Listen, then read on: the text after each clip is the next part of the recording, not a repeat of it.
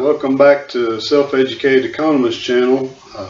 Today we're doing Personal Finance 104. We're going to be talking about the stock market and investing, trading, day trading, and things of that nature.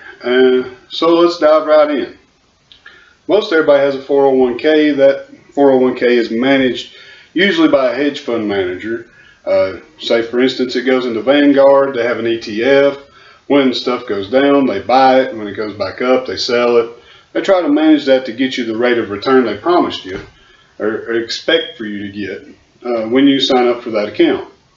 Now, those managers and things of that nature, they only buy what that they're allotted. I'm going to be talking more today about your retail investors and investors in trading in general. So on the whiteboard here, I have drawn a sample chart of something trading on the stock market. Now this can be anything. This is just an example. I haven't taken any data from the stock market. This is just an example of how stuff trades. Now we all know, or those that follow the stock market know, nothing goes up in a straight line. So what we have is down here, when the stock is crashing, you have your smart money. This is your hedge fund managers that we were talking about. This is your investors like Warren Buffett, Jimmy Rogers. These guys, they're coming in here and they're buying. And if you notice, the stock may go on down and dip on down. They don't care. This green line is where that stock is cheap. They buy things when it's cheap and sell it when it's expensive. Sounds simple enough? That's how they make their money. So they come on down here, they bought here, they're still under the cheap line. So they bought it on the way down, they ride that stock on the way down, then it dips down and it finally starts going back up. Now mind you, they bought over here. And when we get on up into here, the media starts picking up on this stock, and you'll see it blasted on CNBC, Fox News, Yahoo Finance. Okay, this stock is doing good, it's broke out, it's going up. Okay, right along in here, your retail investors, they get FOMO, fear of missing out. So, oh man, everybody's buying this stock. We got to buy this stock. This stock is going to the moon. Okay, so they buy it right in here. Well, they ride that stock all the way to the top. It gets real volatile up on top, up and down, up and down, up and up, up and down, as some buy, some sell. Now, right along in here, smart money gets out. It goes up here, it gets expensive. See, here's your expensive line. They've got it figured out. When it gets to this point, I'm going to sell. No matter if it's going on up or what, I'm going to evaluate it, I'm going to sell it, getting out of it, we're going to find something else. So smart money sells right in here. Okay, all your retail investors have piled in, stock reaches a high, it gets real volatile up on top. Then we start down. It dips down a little bit. Now everybody's favorite thing to say on CNBC is buy the dip. Alright. They say, well, if you'd have bought the dip, here's what happens when you buy the dip. It dips down because people are selling. More than likely, it's the retail investors, it's cashing in. They're going, okay, we're getting out of this mess before it falls. And the smart money's already got out of it. So the rest of your retail investors are holding on to that fear of missing out. They go in, they buy the dip. So it dips down, it comes back up a little bit. It's volatile for a day or two or a few hours, or this can last a week or 2 weeks, depending on what is being traded. Then it goes down.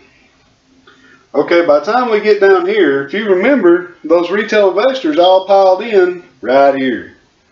So by the time we get down here to the second or third dip, instead of buying the dip, now everybody's going, man, we don't want nothing to do with this stock. We want rid of it.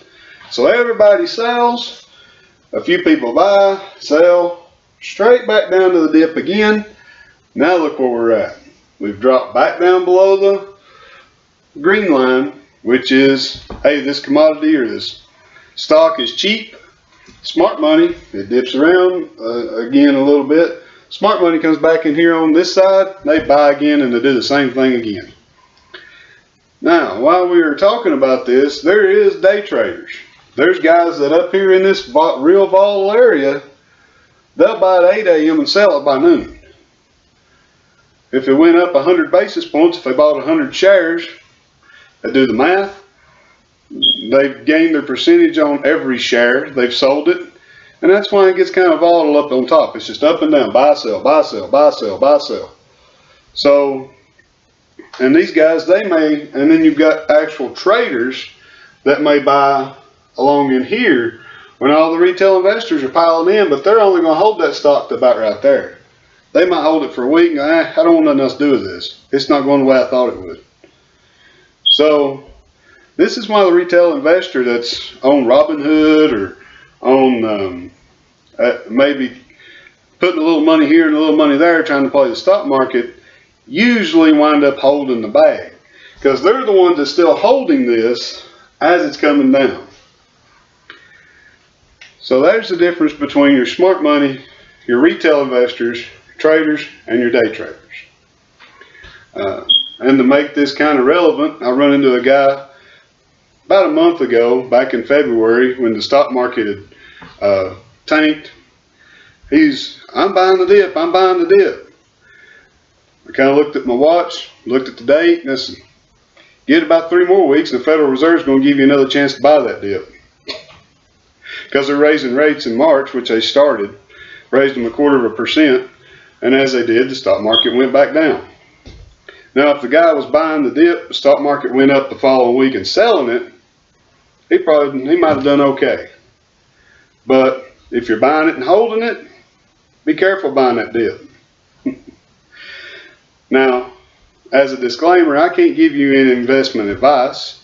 I can't tell you what to do with your money. And I can show you how other people do it. I can tell you what I'm doing, but I'm not telling you to buy any individual stock whatsoever. So with that being said, this is the Self-Educated Economist channel. Please like, share, and subscribe to my videos, and we'll have some more information like this coming out.